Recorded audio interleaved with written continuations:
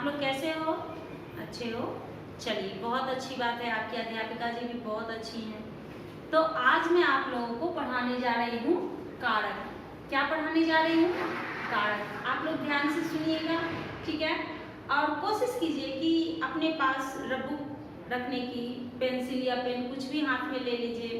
आपकी अध्यापिका जी जब बताती हैं तो ये कोशिश होनी चाहिए आप लोगों की कि एग्जाम्पल जरूर आप लोग लिखो, ठीक है?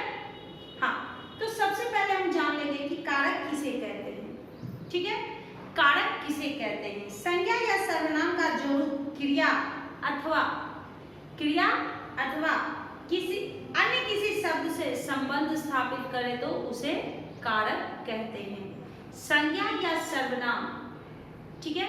संज्ञा या सर्वनाम का जो रूप होता है क्रिया का, वो अगर किसी और से संबंध स्थापित करता है, संबंध जोड़ता है, तो उसे कारक कहते हैं। कारक जो है वो जोड़ने का काम करता है, किसी भी शब्द को मिलाता है, बीच में उसे हम लोग कारक का प्रयोग करते हैं। कारक की विभक्ति जो है वो बीच में आती है और दो शब्दों को जोड़कर एक वाक्य बनाती है, ठीक है?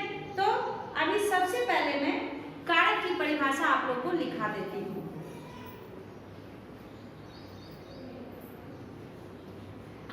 संज्ञा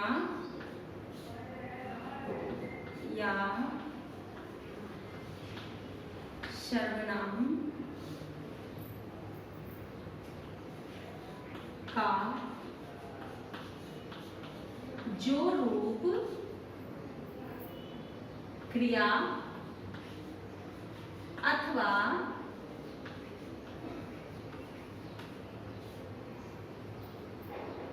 अन्य किसी शब्द से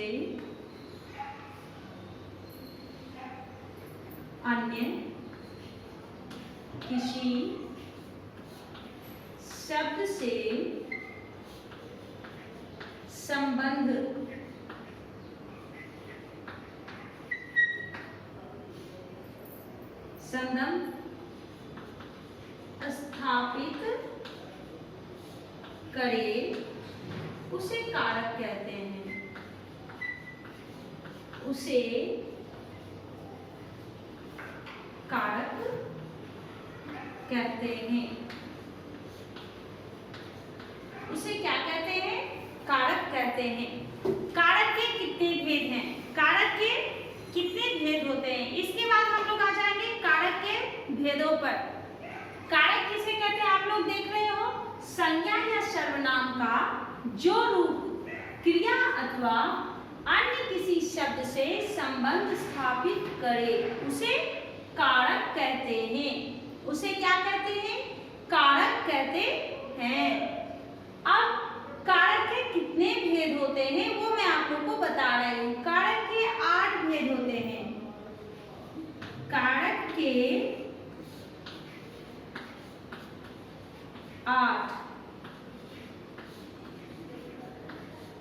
भेद होते हैं, ठीक है? कारक के कितने भेद होते हैं? कारक के 8 भेद होते हैं। अब सबसे पहले क्या आ जाता है? कर्ता कारक। सबसे पहले क्या आ जाएगा? कर्ता कारक। सबसे पहले आ गया कर्ता कारक। दूसरा क्या है? कर्म कारक,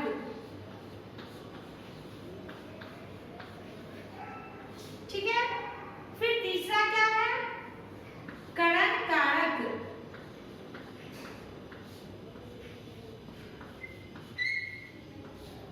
तीसरा क्या है? करण कारक। फिर क्या है चौथा? संप्रदान कारक।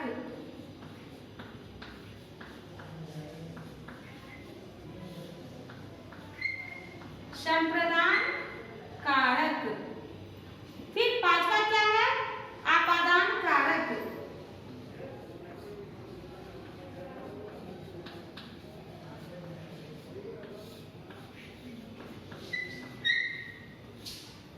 छठा क्या है?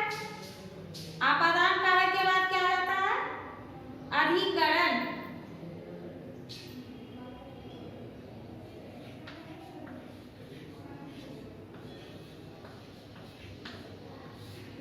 अधिकरण कारक। सातवां क्या है? संबंध। सातवां क्या है? संबंध कारक।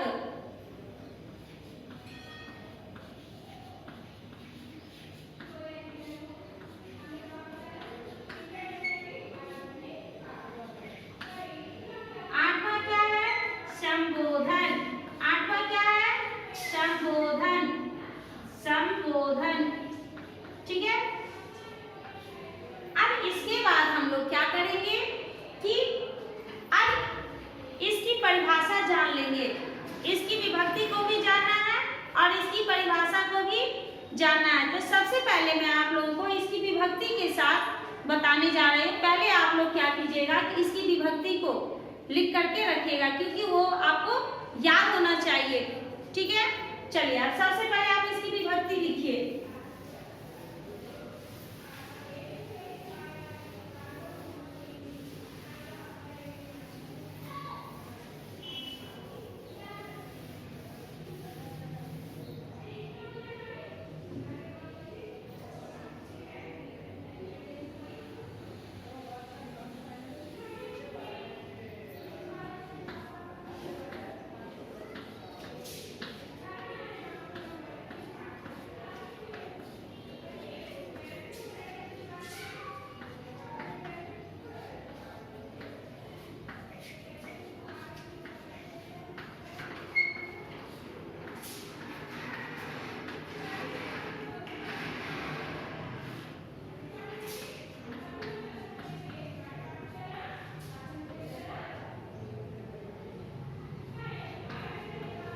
सबसे पहले मैंने क्या लिखा है? कर्ता कारक। फिर क्या है? कर्म कारक। फिर क्या है? करण कारक। क्या है? करण कारक। फिर क्या है? संप्रदान कारक। संप्रदान के बाद क्या है? आपादान कारक। फिर क्या है? अधिकरण कारक। फिर क्या है? संबंध। फिर क्या है? संबोधन।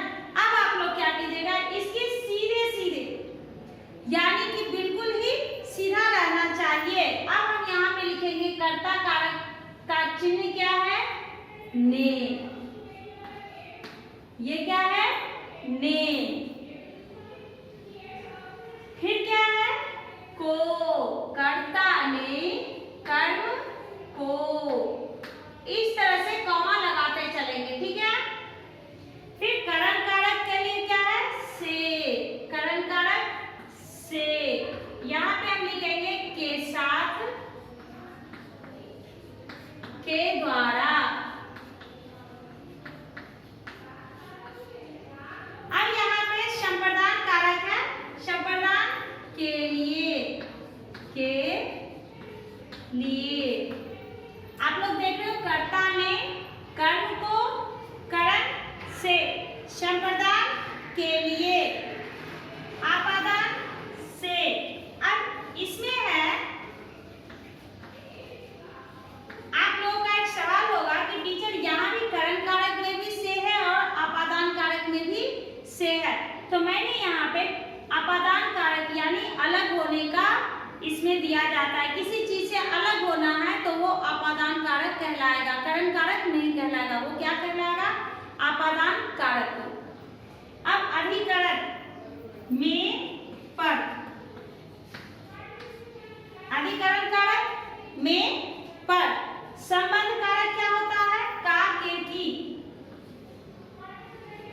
का के की।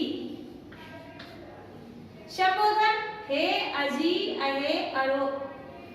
हे अजी अहो अरे। ये क्या है? ये संबोधन है। अब आप लोग देख सकते हो, आप लोगों को कारक की विभक्ति अगर पूछता है तो इस तरह से आप बताओगे। कर्ता ने कर्म को, ऐसे याद करना है। कर्ता ने कर्म को करण से, संप्रदान के लिए, आपादान से, अधिकरण में पर, संबंध का के की, संबोधन हे अजी अहो अरे। समझ गए?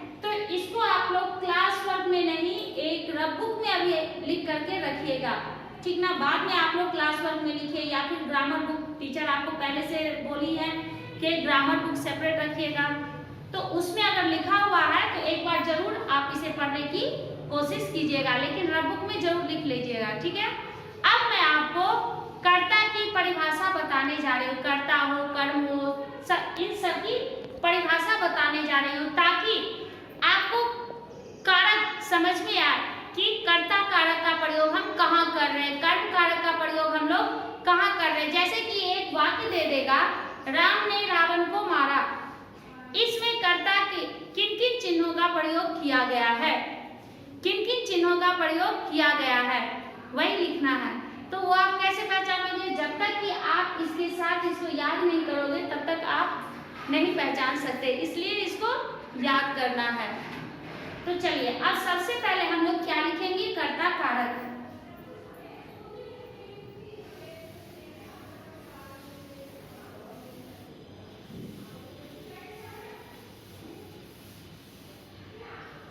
आप लोग सबसे पहले मुझे बताइएगा कि आपको पढ़ने के लिए आया? हाँ, एक बार और मैं बता देती हूँ। कर्ता ने कर्म को करण से, संप्रदान के लिए, आपादान से, अधिकरण में, पर, संबंध काके की, संबंध काके की, संबोधन हे, अजी, अहे, अरे, ये सब जो हम किसी को संबोधित करते हैं, यानी बड़े लोगों को या छोटे लोगों को संबोधित किसी शब्द से करते हैं, अरे इधर सुनो, बुलाते हैं, वो क्या हुआ? संबोधन, किसी को संबोधित करते हैं, ठीक ना। चलिए अब हम लोग आगे बढ़ते हैं। सबसे पहले क्या है? कर्ता कारक।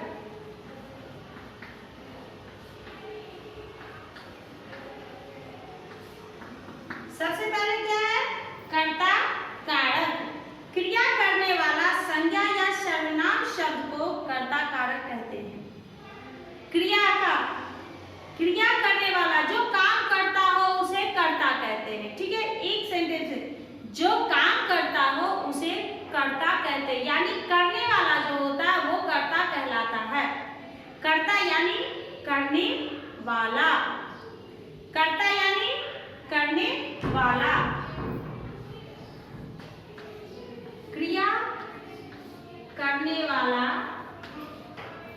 क्रिया करने वाला, संज्ञा या सर्वनाम, सर्वनाम शब्द कर्ता कारक कहलाता है।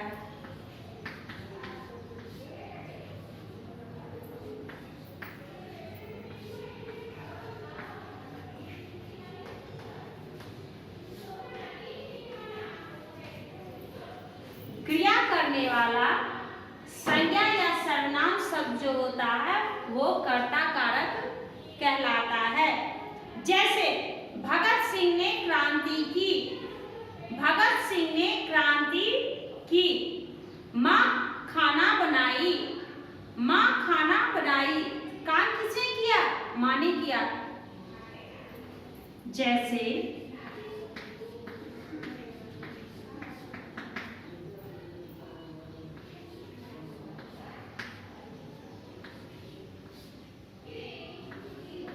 जैसे भगत सिंह ने क्रांति की।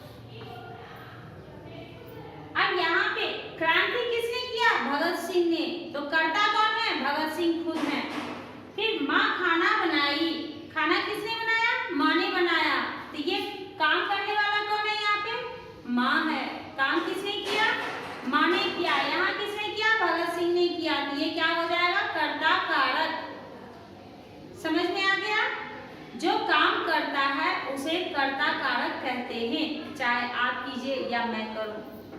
जो करेगा वही कर्ता कहलाएगा। ठीक है, अब हम लोग दूसरा पढ़ेंगे कर्म कारक।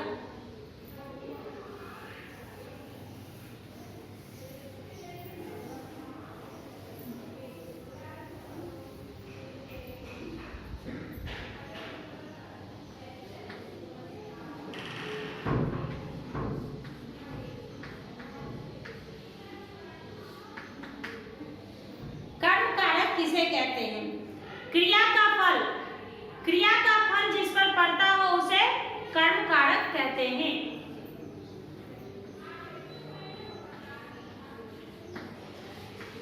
क्रिया का फल जिस संज्ञा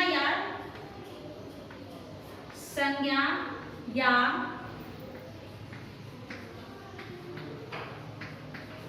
सर्वनाम शब्द पर पड़ता है उसे कर्म कारक कहते हैं। उसे क्या कहते हैं?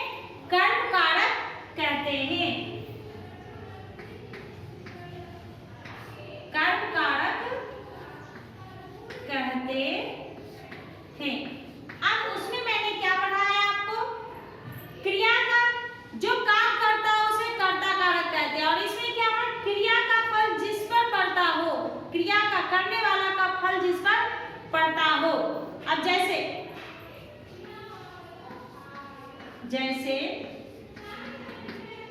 मैं बच्चों को पढ़ाती हूँ, मैं बच्चों को पढ़ाती हूँ। ये क्या हो गया? ये कर्म कारक हुआ। क्यों? क्योंकि यहाँ पर क्या आया? मैं, यानी कि मैं क्रिया, मैं पढ़ाने का काम कर रही हूँ बच्चों को। किसको? बच्चों को। तो क्या हो जाएगा? कर्म पर उसका असर पड़ रहा है। क्रिया का फल किस पर पड़ रहा है? कर्म पर, यानी बच्चों पर। ये खुद नहीं, मैं खुद नहीं पढ़ रही हूँ, मैं तुम लोगों को पढ़ा रही हूँ। तो क्या हो गया? कर्म कारक। ठीक है, समझ में आ गया? अब हम लोग क्या करेंगे, इसको आप लोग अच्छे से लिख करके रखोगे, ठीक ना? इसके बाद आगे है करण कारक, वो सब हम लोग फिर अगली कक्षा में पढ़ेंगे। ठीक है, तो आज का होमवर्क क्या है वो जरा नोट कीजिएगा।